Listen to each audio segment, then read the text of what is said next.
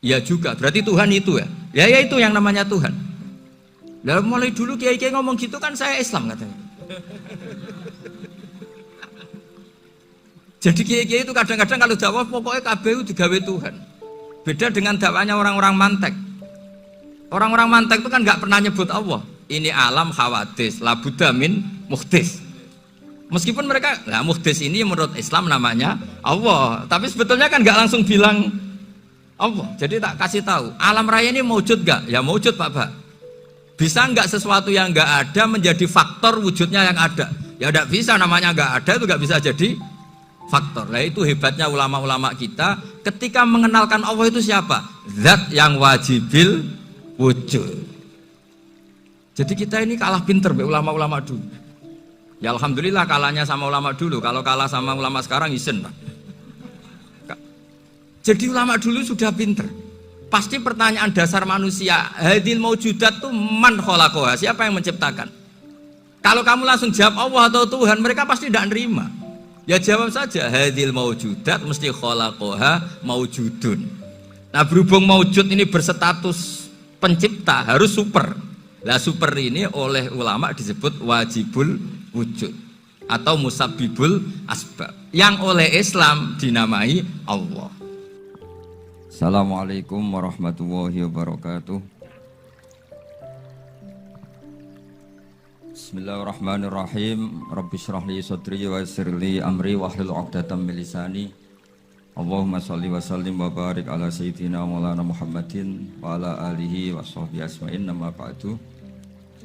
Yang sangat saya hormati Kiai Haji Raden Azaim, semua masayikh, semua keluarga besar Kiai As'ad yang saya hormati, juga pemateri kedua atau Mau'izah Hasanah kedua Kiai Haji Muslih dari Madura, memiliki wonten Kiai Haji Afifuddin, semua yang saya hormati.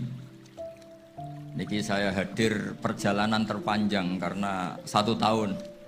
Jadi saya dari rumah 2020 sampai sini 2021. Jadi ini perjalanan yang ekstra. Ini bentuk permintaan maaf saya karena kemarin saya datang tapi sudah selesai Gus. Hutang katanya. Ternyata Gus Azaim tidak legowo memaafkan, dia itu ngutang katanya karena saya kemarin datang tapi terlambat terus dibajak disuruh ngajar Ma'had Ali. Tak pikir itu sudah bayar, ternyata masih diutangkan. Nah ini sudah selesai, berarti saya sudah jadi orang baik lah kira-kira gitu sudah. Jadi sudah bayar utang gitu. Saya mau cerita sebentar tentang khol. Dulu 84 guru saya Kiai Haji Maimun Zubair, semua mas saya se-Indonesia rawuh ke sini untuk muktamar, termasuk bapak kandung saya Kiai Haji Nur Salim ikut datang, ikut menyaksikan betapa pondok ini zaman itu masih Kiai As'ad jadi tonggak sejarah penting dalam NU, yaitu kembali ke Khittah 26. Kita tahu NU dulu itu ormas, kemudian era Gus Wahid jadi partai politik, era Gus Dur karena saran beberapa kiai, wafi muqaddimihim ada Kiai As'ad, Kiai Ahmad Siddiq dan beberapa kiai kembali lagi ke Khittah 26, yaitu menjadi ormas, organisasi masyarakat yang menaungi, yang mengayomi, yang menganjurkan mazhab ahli sunnah wal jamaah. Tadi Gus Azaim cerita betapa pentingnya para pendiri, para muassis yang diibaratkan sebagaimana pohon. Saya masih ingat Dawe Mbah Mun. Saya nanti cerita mas saya sebentar, terus cerita kitab Al-Ataqoh As-Somadiyah dikarang Said Muhammad, fawaidnya maksudnya. Kalau Islam Arab, ini kata Mbah Mun, kalau Islam Arab itu contohnya kayak pohon kurma, jadi kuat. Dan wajah tasbihnya itu di daunnya tidak jatuh. Tapi kalau Islam Indonesia kata Mbah Mun itu kayak padi, jadi ya agak doyong-doyong sedikit. Jadi untuk menghadapi angin besar itu pilihannya 2, Anda kekar kayak kurma, atau fleksibel kayak padi. Jadi ya doyong-doyong sithik gitu. Ada koruptor sowan, salam templeknya ya diterima gitu. ada calon bupati cantik ya dijukung, pokoknya agak-agak doyong gitu. Tapi baru kayak doyong itu nggak bisa roboh karena fleksibel. Jadi kazar in akhraja syatahu, jadi ada dua tamsil. Karena memang menghadapi orang fasik, orang dolim ini kita sebagai ulama itu ya kebingungan. Ini mungkin Ki Afif bisa bahsul masail ini. Karena pertanyaannya gini, saya berkali-kali digojlok sama bapak saya. Berteman orang fasik hukumnya gimana? Pasti dijawab haram. Tapi kalau pertanyaannya dibalik, membina orang fasik hukumnya gimana? Baik. Dan bisa membina kalau berteman. Makanya Gus Azaim pernah bikin seni deh, muktamar seni. Anggap saja madhabnya seperti itu gitu. Jadi ya agak doyong-doyong sedikit. Masa ketop kok berteman orang yang macam-macam. Tapi itu fleksibel. Nyatanya tetap soleh sampai sekarang gitu. Itu berarti itu ya gitu kata Bangun itu. Jadi untuk menahan angin yang besar pilihannya hanya dua. Anda kokoh kayak pohon kurma atau fleksibel kayak padi. Nah, Islam Indonesia kata Mbah Mun itu pari wae katanya, padi. Jadi ungkapan-ungkapan para masyayikh ini penting karena khazanah yang saya baca. Saya berkali-kali cerita ini dalam kitab Khilyatul Auliya. Itu Abu Nu'aim al-Asfihani cerita tentang riwayat Sufyan bin Uyainah. Ini gurunya Imam Syafi'i. Itu setiap kali Nabi Isa dan Yahya, ini dua nabi yang sekurun, sama-sama masih muda. Nabi Yahya itu senengannya dolan ke orang-orang soleh, menyambangi orang-orang soleh. Tentu itu bagus. Tapi kalau Nabi Isa ini suka menyambangi orang-orang yang fasik, orang-orang yang nggak jelas. Ketika dua beliau ini ketemu, tentu yang perlu jawaban Nabi Isa karena kontroversi, berteman sama orang-orang yang nggak jelas. Kata beliau, innama ana tabibun udawil mardo. Seorang kiai, seorang nabi, orang yang baik itu ibarat dokter. Di mana-mana dokter tuh ngobati orang yang apa? Sakit. Kalau Anda dokter dan peneliti satu penyakit, pasti cari daerah yang banyak pandeminya. Masa neliti pandemi di orang-orang yang apa? Sehat. Jadi ini juga perlu dibahsul masailkan. Karena tadi dibolak-balik itu. Bina orang berteman orang fasik hukumnya haram karena wa in kana dasarin fajanibhu sur'atan. Tapi kalau bina orang fasik hukumnya baik. Bisa bina kalau berteman. Jadi fikih itu ya karena dibolak-balik. Makanya sholat juga gitu. Sholat yang tumak ninah yang lama itu ya bagus. Masa jagongan mbek pangeran nggak asik. Jagongan sama teman aja asik, masa jagongan sama pangeran tidak apa? Asik. Tapi kalau Ibnu Abbas sholat tuh cepet. Ketika ditanya, kenapa kalau Anda sholat cepet? Setan baru tata-tata mau goda, saya sudah selesai. Kata. Karena setan itu ya jaga jaim tuh, jaga image. Jadi kalau mau goda orang itu ya surinan dulu, macak-macak dulu. Ternyata mau ke situ sholatnya sudah selesai. Lah kebetulan mazhab saya tuh yang kedua itu gitu. Jadi kalau Gus Azaim itu sholat lama sekali, itu ada madhab tandingan, yaitu madhab saya. Itu karena ini sepuh saya, meskipun top beliau tapi sepuh saya. Saya sudah 50, beliau baru 40. Ini berarti baru memulai kiai. Kalau pakai umur nubuah ini baru memulai. Jadi madhab itu penting. Jadi pembanding itu harus diutarakan.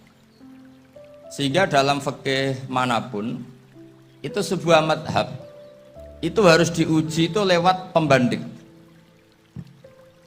Dulu itu setiap debat fikih antar ulama itu mesti nggak ada yang menang. Misalnya saya kiai kelihatan miskin tuh ya baik supaya santri-santri yang miskin itu punya teman gitu. Karena ya rata-rata santri itu miskin. Nah, dikancani kiai kan seneng gitu. Tapi problemnya kiai yang miskin itu ya nggak bisa nolong santri karena dia sendiri apa? Miskin. Makanya dulu Imam Syafi'i itu pengagum orang miskin. Setelah ngaji Imam Malik tanya, ya Imam Malik orang yang sealim jenengan itu siapa? Jawabnya Imam Malik lucu. Dulu Abu Hanifah, sekarang orangnya sudah meninggal ya. Ilmunya dititipkan atau diwaris oleh Muhammad bin Hasan Asy-Syaibani. Akhirnya Imam Syafi'i dibiayai Imam Malik ke Irak. Imam Syafi'i miskin, bisanya ke sana dibiayai Imam Malik.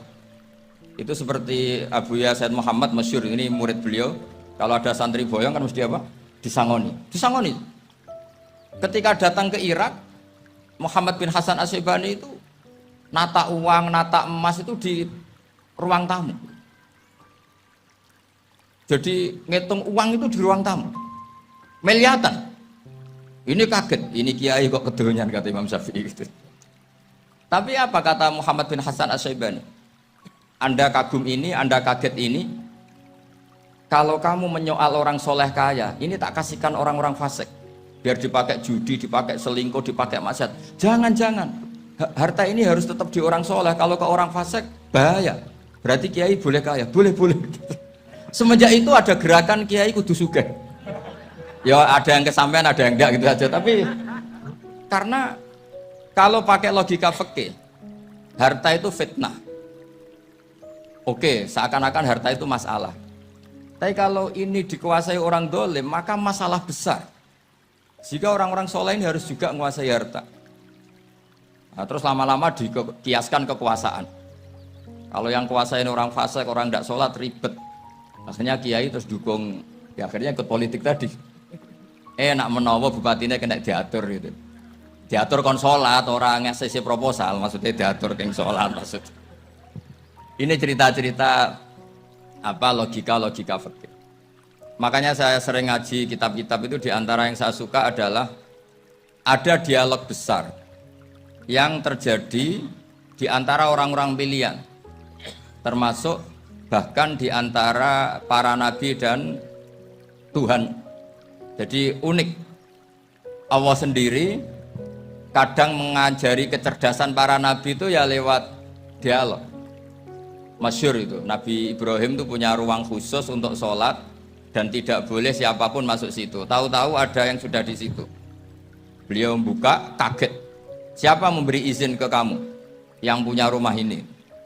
Saya yang punya rumah dan saya tidak memberi izin kamu. Yang memberi izin saya itu yang punya saya, kamu dan rumah ini. Yaitu Allah Ta'ala katanya. Wah berarti kamu malaikat dong? Iya, saya malaikat Israel. Disuruh nyabut nyawa kamu kan? Ya agak sopan karena agak pernah mondok di Salafiyah gitu. Namanya malaikat Israel. Itu akhirnya Nabi Ibrahim bilang, wah itu keliru, Anda pasti keliru. Hal ra'aita habiban yumitu habibah, hal ra'aita khalilan yumitu khalilah. Saya ini Khalilur Rahman, saya ini kekasih Allah. Masa ada kekasih bunuh yang dikasih? Itu Israel akhirnya ngaji, masuk akal juga. Ternyata perintah ini mungkin hoax ya, pokoknya dia terus mikir akhirnya. Iya ya, masa ini kekasih Allah kemudian oleh Allah dibunuh, dimatikan. Terbanglah Israel, matur lagi, ya Allah, kata Ibrahim, hal ra'aita khalilan yumitu khalilah. Masa kekasih bunuh yang dia apa? Kasih. Kayaknya masuk akal Gusti. Mulai ngaji lah kira-kira gitu mereka. Akhirnya oleh Allah dijawab, ya sudah begini, kamu datang ke Ibrahim bilang, hal ra'aita habiban yakrahu ayyalqa habibah. Masa kekasih tidak siap ketemu yang dikasih. Nah, jadi akhirnya Nabi Ibrahim, Israel datang lagi. Logikanya sekarang enggak gitu, begini katanya diajarin. Hal ra'aita habiban yakrahu ayyalqa habibah. Masa kekasih tidak siap ketemu yang dikasih. Kata Ibrahim, oke, ya, terus mau meninggal. Jadi kalau jenengan cinta betul sama Allah ya harus, ya tidak usah, jangan sekarang tapi. Kalau mati di rumah aja, kalau di pondok ngerepotnya kiainya nanti. Tapi nanti setelah punya cucu banyak lah.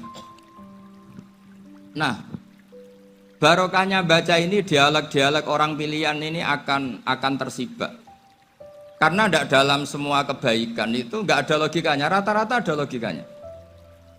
Misalnya begini, kalau Anda orang soleh, kemudian anak Anda pamit mau sekolah di Jerman, pilihan Anda mengizinkan apa enggak? Karena potensi jadi fasik ya tinggi, karena di tempat-tempat maksiat.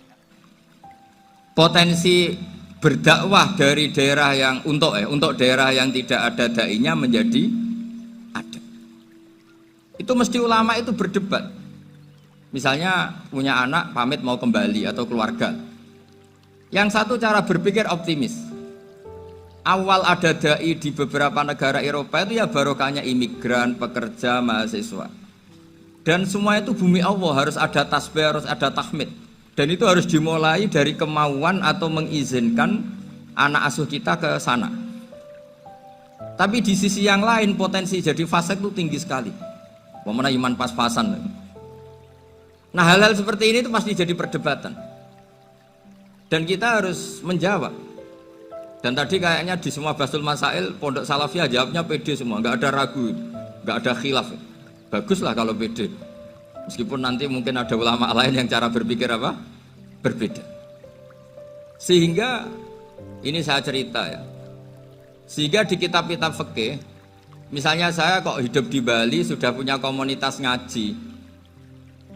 Itu kok saya pindah ke Sukorejo sini. Banyak ulama yang mengatakan haram. Karena membiarkan bumi Allah yang sudah pernah ada orang yang sujud kemudian ditinggalkan kosong dan kemudian dikuasai orang yang tidak sujud. Jadi dianggap itu pembiaran. Jadi banyak di kitab Qalyubi, sarahnya Mahalli, jika ada seorang muslim yang hidup di negara orang kafir, dia nyaman, tidak dapat teror, itu nggak boleh lagi pindah ke negara Islam yang sehat. Karena takutnya li Allah yastau lial kafir tilkal buk'ah, supaya bumi itu tidak dikuasai orang kafir. Jadi ini hal-hal yang para fuqaha itu harus berdebat. Karena ini masalah-masalah furu'iyah. Sehingga mulai dulu ya banyak ulama yang nyun sewu berpolitik. Mulai Wali Songo sampai sekarang alhamdulillah yang minat banyak. Mungkin bedanya ikhlas sama tidaknya.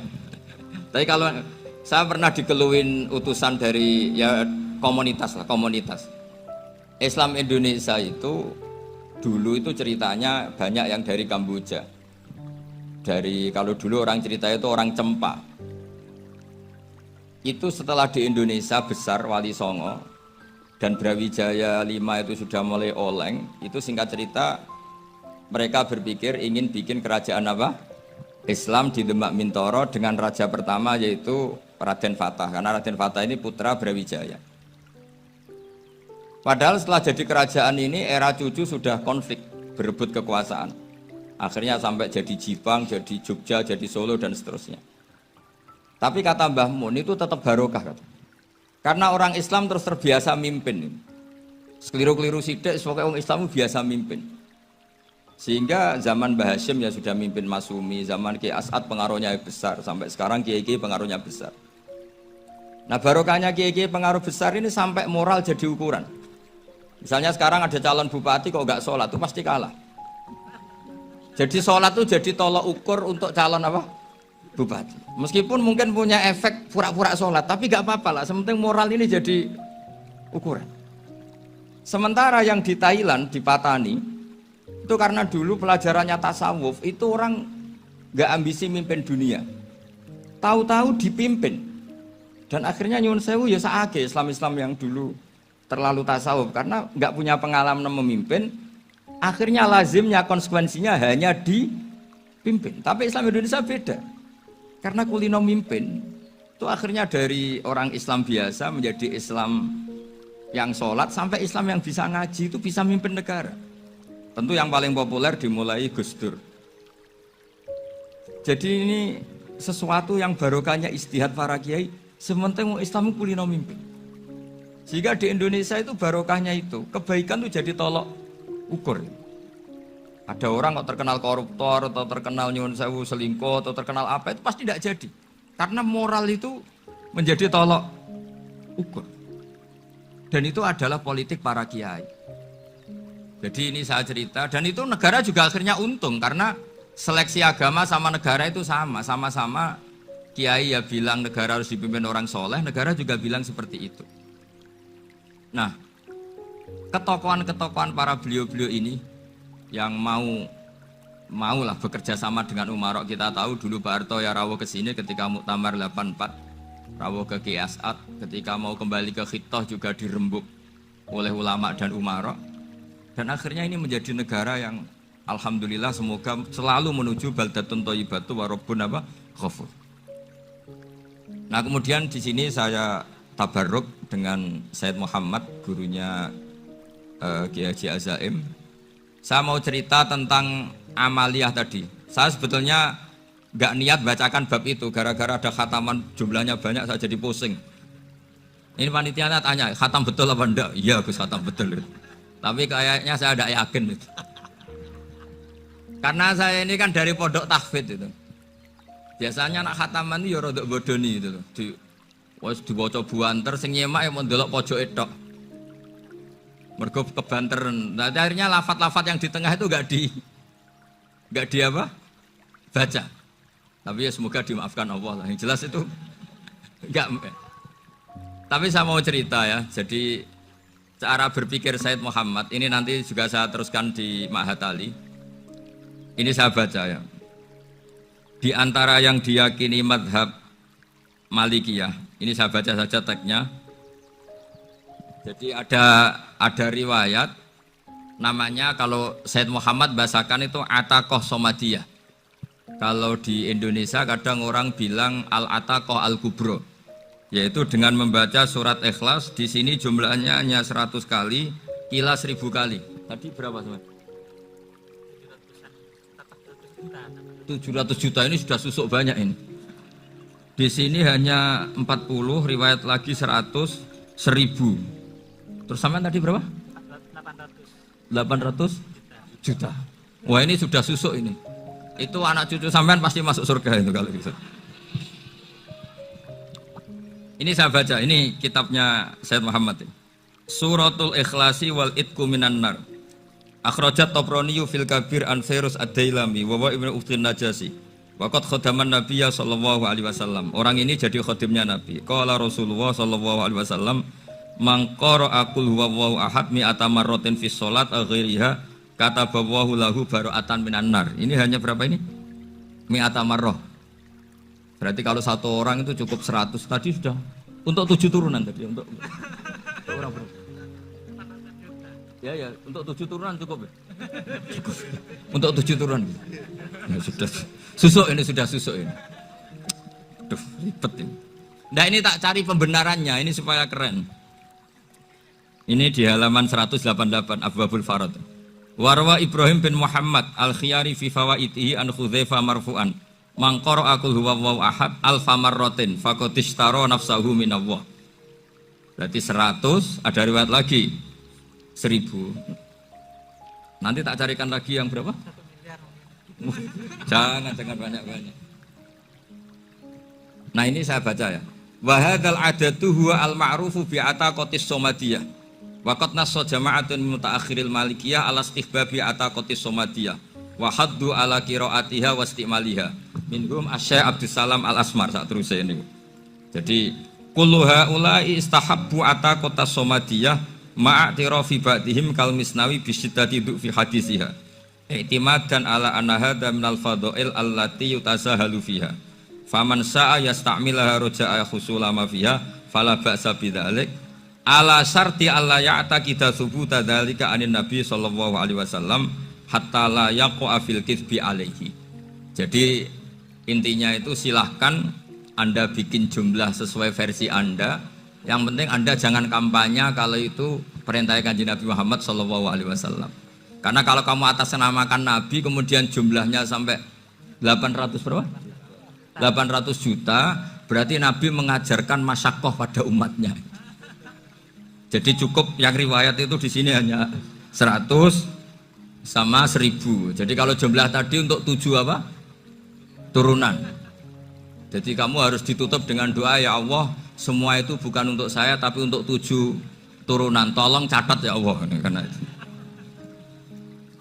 Jadi artinya gini loh ya, orang Indonesia yang sering mempraktekkan ataqoh somadiyah itu bukan tanpa dalil. Ternyata dalam madzhab Maliki, saya masih ingat ketika mbah saya kandung, bapaknya bapak, asmane Mbah Nur Syam, itu wasiatnya minta dibacakan 4000. Yang baca pas itu ya bapak sama anak-anaknya. Dan kemudian alhamdulillah zaman akhir itu mulai agak ngawur. Kalau ada acara itu wong liya kon maca anake mlebu metu gak melok maca. Itu keliru, saya jamin itu keliru. Saya sering kalau mimpin di rumah Kalau yasinan di tonggo-tonggo kok anaknya gak moco, saya keluar. Bapakmu wong liya kok moco, kata saya gitu. Jadi itu menurut saya itu yang jelas, saya sampai ngisi begini. Yang ada riwayatnya itu idza mata ibnu adam in qata amaluhu illa min salasin shadaqatin jariyah au ilmin yuntafa'u bi aw waladin sholihin yatullah. Itu ndak ada di hadis au kiyayin sholihin yatullah kata. Yang ada itu awaladin apa? Sholihin. Jadi anaknya harus ikut, kalau ndak usah kata. Akhirnya anaknya udah tinggi Gus nggih. Akhirnya tak kei jagung paling akeh, kula mendet sithik. Wong aku ora anake kok. Kadang-kadang enggak, orang lain baca buahnya, anaknya mau mlebu metu mau enggak no tamu mbek rokokan. Itu harus ditobatkan itu. Keliru itu. Karena nasnya bukan awkiyayin sholihin tapi awaladin sholihin. Ini bukan provokator, ini memang ya seperti itu. Nah, terus tentang tadi la ilaha illallah yang didawuhkan Gus Azaim. La ilaha illallah itu penting sekali, cuma saya mohon itu dielmoni lah. Jadi dulu kalimat ini menjadi spesial karena dielmoni, karena dimulai dari fa'lam annahu la ilaha illallah. Terusannya ayat tuh wastaghfir li dzambika walil mu'minina wal mu'minat. Saya ulang lagi ya. Terusannya ayat tuh wastaghfir li dzambika walil mu'minina wal mu'minat.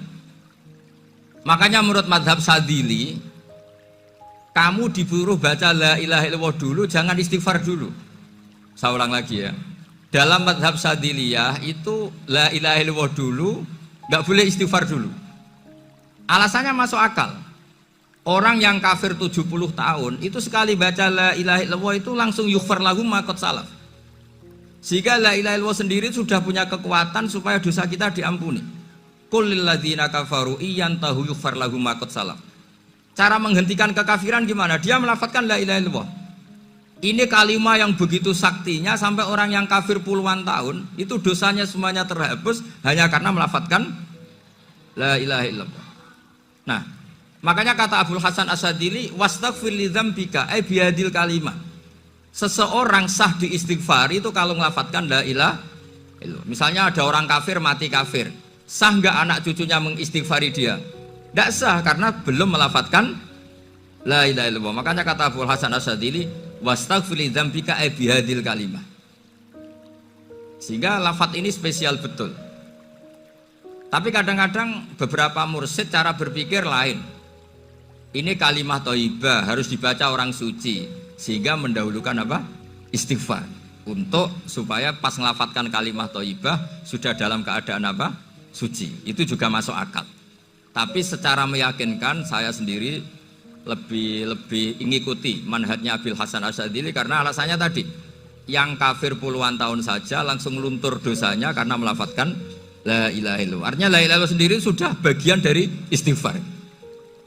Nah, ya tadi buktinya fa'lam annahu la ilaha illallah terus wastaghfir li dzambika walil mu'minina. Jadi orang sah diistighfari itu setelah dipastikan sah tauhidnya. Jadi setelah tauhidnya sah yaitu la ilaha illallah baru sah apa? Diistighfari. Sehingga orang kafir, saya ulang lagi, orang kafir yang mati kafir anak cucunya tidak boleh apa? Tidak boleh menistighfari. Terus saran saya kedua, la ilaha illallah itu filosofinya itu nafyun li uluhiyati ghairillah wa isbatun li uluhiyatillah wahdah. Filosofi la ilaha illallah itu gimana?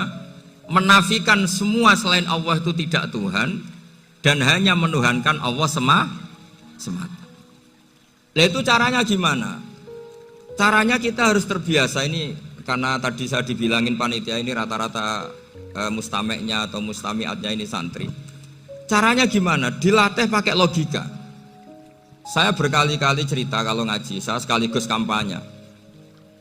Allah itu Tuhan yang begitu fair. Untuk menjadi Tuhan Allah mempersilahkan, ada kualifikasi Tuhan. Jadi boleh dikompetisikan itu boleh kata Allah. Gak apa-apa kamu ngaku Tuhan gitu kata Allah. Tapi nak ngaku pangeran itu paling gak ya direputasi lah. Ada verifikasinya. Dimulai dari apa? Ya kalau jadi Tuhan itu setidaknya bikin langit bumi lah. Aturannya gitu. Jadi kalau daftar bupati ya daftarlah ke KPU. Masa tahu-tahu jadi apa? Tuhan kemudian tidak punya prestasi bikin langit bumi. Sehingga Allah itu cara ngendikan itu ya fair. Qul ara'aitum ma tad'una min dunillah aruni madza khalaqu minal ardi am lahum syirkun fis samawati. Coba yang kamu tuhankan selain saya, prestasinya apa? Ketika saya bikin bumi itu apa ikut bikin? Terus am lahum syirkun fis samawati. Kalau bikin langit, kalau nggak bisa ya urun lah gitu. Urun semen apa urun bego, pokoknya urun lah gitu. Urun ora, gawe bumi ora, ngerti-ngerti ngaku dadi pangeran. Kul hatu burhanakum. Jadi ya kan ya lucu kan, misalnya syarat kiai di Salafiyah kan keluarga Kiai As'ad, cucunya ngaji ngalim. Orang keluarga Kiai As'ad tuh aku kiai utama di Salafiyah. Oh mesti di penjara ya. Lah yo gak gawe langit bumi, gak ada prestasi terus ngaku sebagai apa? Tuhan. Sehingga fair. Makanya saya berkali-kali cerita. Jubair bin Mut'im itu punya anak namanya Muhammad. Ini sudah orang alim, Muhammad bin Jubair bin Mut'im. Itu cerita awala islami abi. Mut'im itu orang pinter sekali. Saking pinternya dia jadi delegasinya orang Quraisy datang ke Rasulullah sebagai negosiator untuk membebaskan Asra Badrin, tawanan perang apa? Badar. Yang namanya disuruh itu pasti orang pinter. Tapi apa yang terjadi ketika nginep di masjid? Karena zaman itu gak ada hotel, nanti jadi geger. Orang musyrik nginep di masjid hukumnya gimana? Bahsul masail tok. Zaman itu mau tidak mau, kalau sekarang kan ada hotel, kiai juga punya wisma. Apa yang terjadi? Orang ini cerdas sekali. Dan delalah Nabi pas sholat maghrib itu baca wattur wa kitabim mastur sampai am khalaqus samawati wal ard. Ya kalau kamu jadi Tuhan ya setidaknya menciptakan langit bumi lah. Namanya jadi Tuhan ya ada persyaratan. Ya. Paling tidak punya reputasi menciptakan langit bumi. Atau kalau jadi Tuhan setidaknya reputasinya itu enggak diciptakan yang lain. Am khuliqu min ghairi syai'in. Ini jadi Tuhan kok punya bapak, punya ibu. Ini jadi Tuhan kok lahirnya di bumi. Ada tanggal lahirnya, ada tahun. Masa jadi Tuhan kok dulu buminya. Pokoknya walhasil tuh. Akhirnya Nabi ketika salam sholat maghrib, dia datang. Ya Rasulullah, akalku habis oleh ayat yang barusan kau baca. Sudah saya Islam saja. Argumentasi selain Allah Tuhan itu batal. Itu, nah saya mohon santri-santri Salafiyah itu baca Quran sampai seperti itu. Jadi jangan hanya khataman banyak-banyakan maksudnya. Ini bukan nyindir ini, ngamuk ini. Jadi ya khatamannya tadilah 1000 atau berapa lah, jangan banyak-banyak. Juga kasihan malaikat yang nyatet kan. Wong baru subhanallah alhamdulillah aja di tag hadisnya abad al malaikah gak ditetek. Itu baru subhanallah alhamdulillah itu sudah mencapaikan malaikat. Makanya saya wiridan tuh arang-arang kasihan malaikat karena nanti jadi itu ya ada madhabnya itu. Jadi kalau Gus Azaim sholat lama tak saingi sholat cepet itu sama-sama ada madhabnya. Yang cepet kayak saya tadi setan pas tata-tata mau goda pas rukuk saya sudah itidal. Mau goda itidal saya sudah sujud, pusing dia. Tapi jangan tiru, ini madhab yang agak-agak khusus lah, sudah cara orang Madura agak khilaf ke situ. Khilaf ya, khilaf ini agak khilaf ini sudah.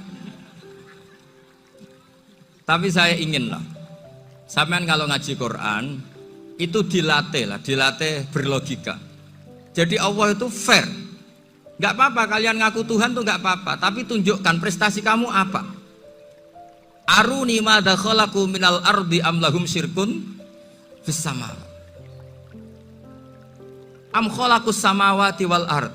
Diulang lagi am khuliqu min ghairi syai'in. Setidaknya kalau jadi Tuhan itu ya enggak butuh yang lain lah. Masa jadi Tuhan kok wujudnya saja butuh orang lain, butuh bumi, eksistensinya butuh makan, butuh minum. Makanya Allah cara meniadakan uluhiyah selainnya itu Allah itu redaksinya itu mengena sekali. Yaitu tadi dengan cara-cara seperti itu. Sebagian ayat disebutkan ma asyattuhum khalqas samawati wal ardi wala khalqa anfusihim. Wong Tuhan kok enggak punya reputasi bikin langit, bikin bumi, bahkan untuk menciptakan dirinya sendiri saja enggak bisa. Ya sudahlah, kamu tidak usah ngaku Tuhan, nggak level kata Allah gitu. Akhirnya terus ditemukan Tuhan yang sejati. yaitu wal awwal wal akhir wal zahiru wal batin. Nah, itu yang mut'im ini tadi termasuk orang yang sangat cerdas sekali. Padahal itu bacanya bukan pas basul masail, enggak. Nabi pas sholat maghrib. Juga bukan pas ceramah, enggak. Tapi itu didengarkan. Makanya termasuk ini spesial untuk hormat saya kepada Ki As'ad. Makanya saya ini kalau mentasjik santri-santri, ini agak sensitif, tapi sudah saya tidak perlu takut fitnah. Saya termasuk kenapa saya ingin jadi ahli tafsir, tentu yang membentuk itu Mbah Maimun dan bapak saya. Bapak saya itu hafal Quran kayak hafal Fatihah, saking senengnya Quran. Mungkin bisa kamu saingi itu. Itu adalah orang kafir itu bisa paham Quran. Itu sangat menyinggung saya. Orang kafir itu bisa paham Quran. Ketika Umar Islam itu karena mendengar apa coba? Mendengar apa? Quran. Dan itu masih kafir apa sudah Islam? Masih kafir karena kalimat-kalimat yang di Quran itu begitu jelas wal kitabil mubin sehingga didengarkan orang kafir pun tuh ngefek. Makanya ketika Umar datang ke saudari putrinya kemudian dengar Toha ma anzalna alaikal Qur'an apa? Litasqa, itu dia terus iman. Begitu juga Mut'im. Itu ketika dengar Nabi baca surat At-Tur ya langsung iman.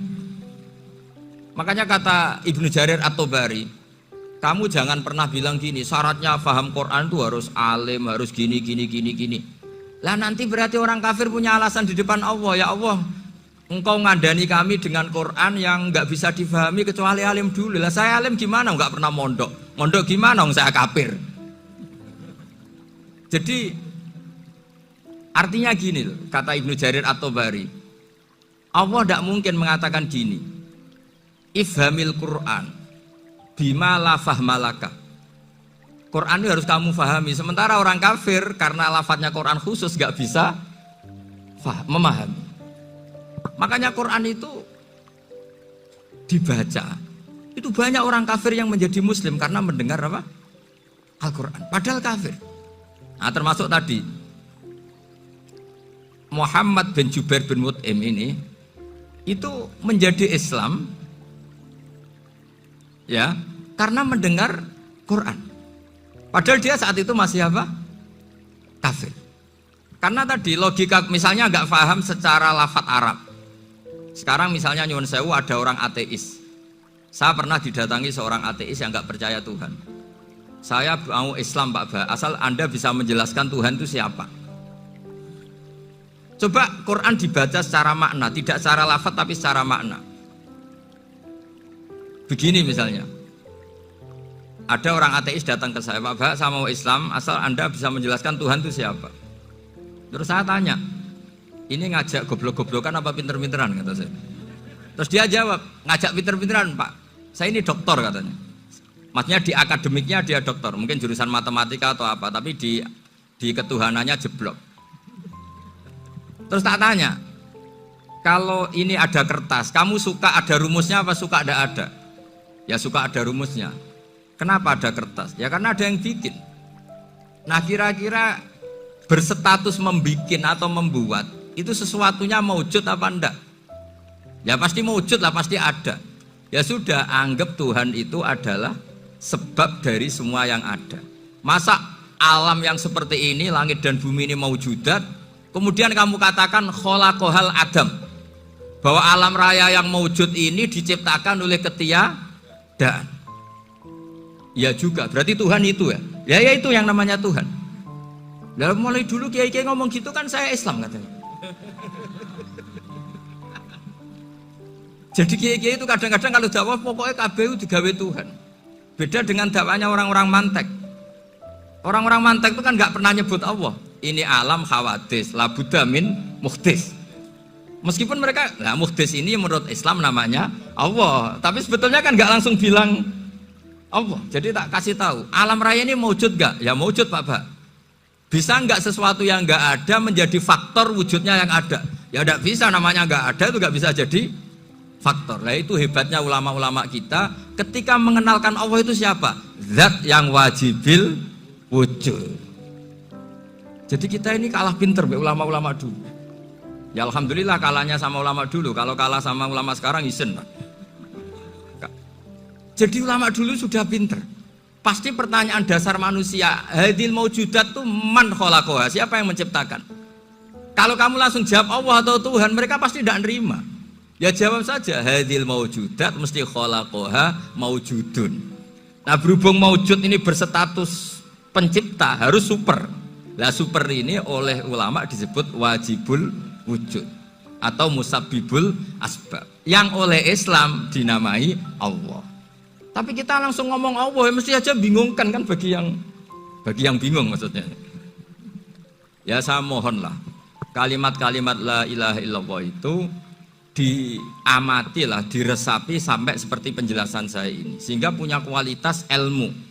Karena syaratnya memang fa'lam, harus punya kualitas apa? Ilmu. Ilmu itu apa? Ma'rifatus syai' ala ma huwa alaih. Mengenal sesuatu sesuai detail-detail sifatnya sesuatu itu. Misalnya kalau Allah sudah jadi Tuhan, ya harusnya qabla kulli syai'.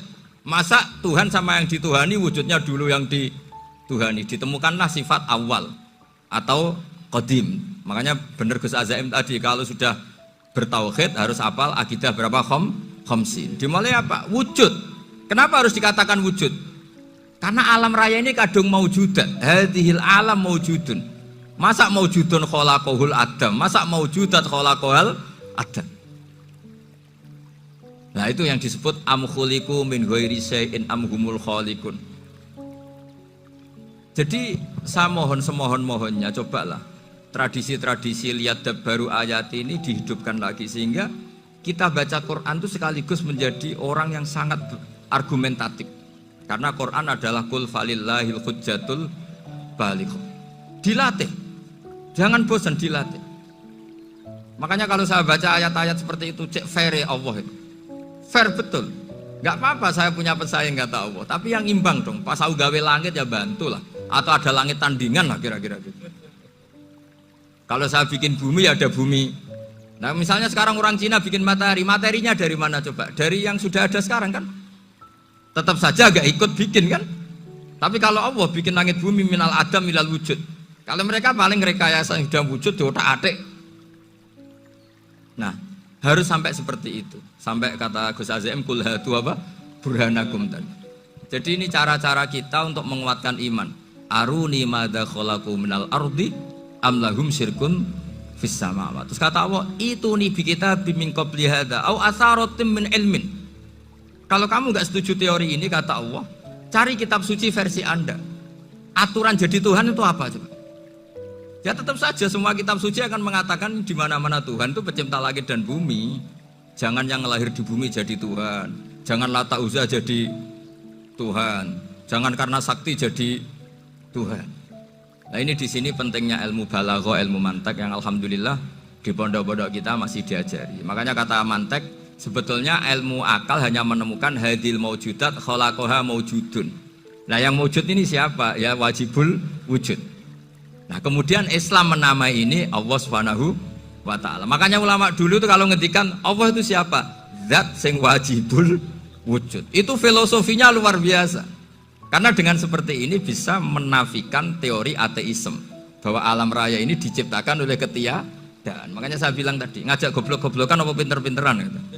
Lah nek ngajak goblok-goblokan yang ini, hadhil maujudat khalaqahal adam. Terus kita goblok bareng. Loh iya kan barang maujud diciptakan yang tidak maujud. Wong ora wujud kok mempengaruhi sing wujud. Ya monggo nak goblok bareng kata. Akhirnya, gak lho Gus, saya ini dokter masa kamu ajak goblok? Ya sudah pinter saja kata saya. Alhamdulillah karena debat kecil ini dia menjadi nyaman lagi dengan apa? Islam. Memang saya tentu gak bisa disalahkan doktoralnya karena di ilmu yang selain apa? Teologi gitu. Tapi kan polanya dia pasti pinter. Makanya ini sekaligus mengingatkan anak-anak lah. Kecakapan menjelaskan itu harus dilatih. Karena di antara kelebihannya Quran itu wal kitabil apa? Mubin, yaitu kitab yang punya kemampuan menjelaskan. Ini yang terakhir saya beri contoh. Terakhir ini penjelasan Quran. Dulu orang kafir itu cara berpikir itu begini, Muhammad, urusan kita ini banyak, problem kita banyak. Masa iya urusan yang banyak ini cukup dengan satu Tuhan?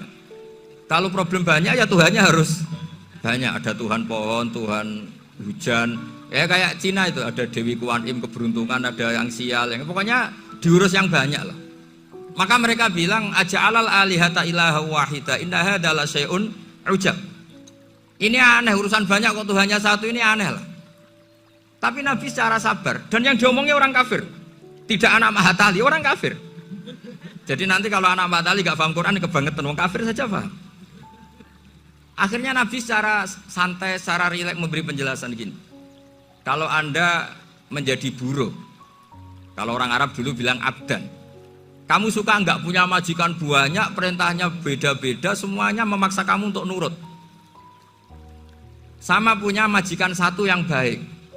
Ya nggak suka lah Muhammad, kalau majikan saya banyak, semuanya berhak merintah saya, nggak enak. Majikannya satu saja.